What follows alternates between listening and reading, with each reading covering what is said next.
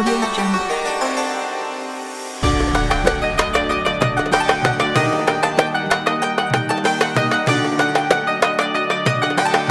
Audio Jungle. Yang kedua adalah wattaqullah wa yu'allimukumullah.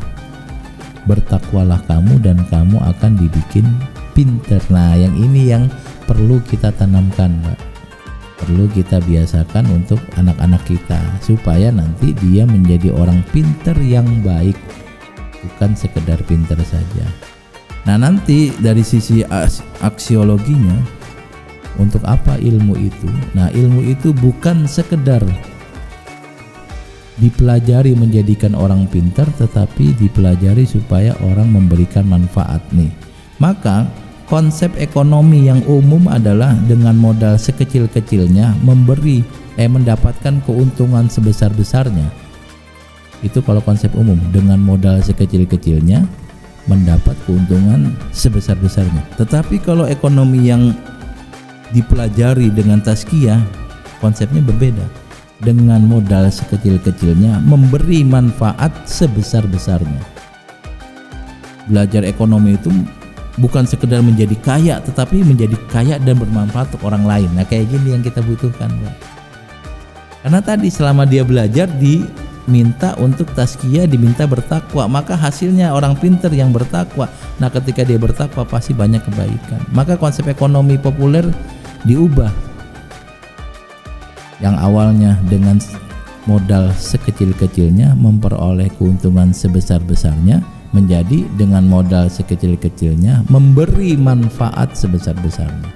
Kalau dalam politik itu, berpolitik itu supaya menang dan memiliki kekuasaan. Kalau dalam politik yang dikehendaki Quran adalah supaya menang dalam kontestasi politik dan memberi manfaat sebesar-besarnya. Bukan sekedar menang, tapi menang dan memberi manfaat. Saat dia menang memberikan manfaat, maka itulah hasil dari pendidikan yang dikehendaki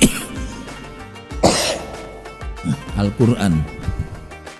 Nanti semisal dia ahli teknologi, dia akan menciptakan produk-produk yang bagus yang bermanfaat, bukan produk yang menghancurkan.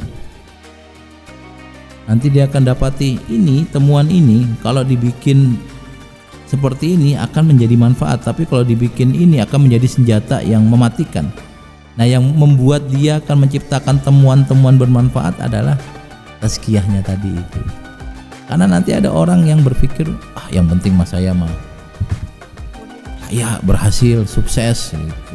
Orang lain mah nggak peduli. Nah, kita tidak seperti itu. Al-Quran menghendaki kalau proses pendidikannya belajar dan menjadi baik, maka hasilnya adalah pintar dan baik.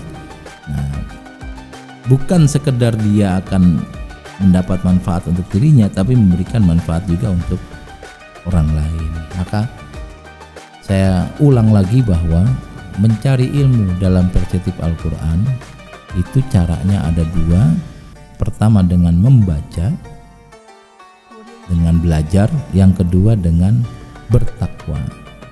Dan bertakwa ini yang nanti akan membuat ilmu yang kita miliki, baik ilmunya banyak atau sedikit, itu akan berkah. Nah, lagi-lagi konsep berkah itu ada di kita, Pak ya. Berkah itu dalam bahasa Arab dinyatakan ziyadatul khair. Kita punya ilmu segini tapi kepake, itu berkah. Kita punya uang segini tapi cukup, itu berkah.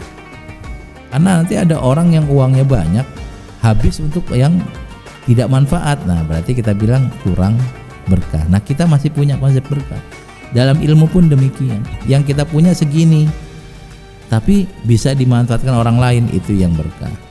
Yang tadi saya sampaikan, belajarnya sama, di sekolah yang sama, kelasnya sama, gurunya sama, bukunya sama, waktu belajarnya sama, tapi lulusannya nanti yang ini kok lebih kepake, yang ini kok lebih didengarkan oleh orang lain, lebih diapresiasi, lebih memiliki banyak temuan-temuan bermanfaat, yang ini kok enggak. Jangan-jangan pembedanya adalah yang ini berkah dan yang ini tidak.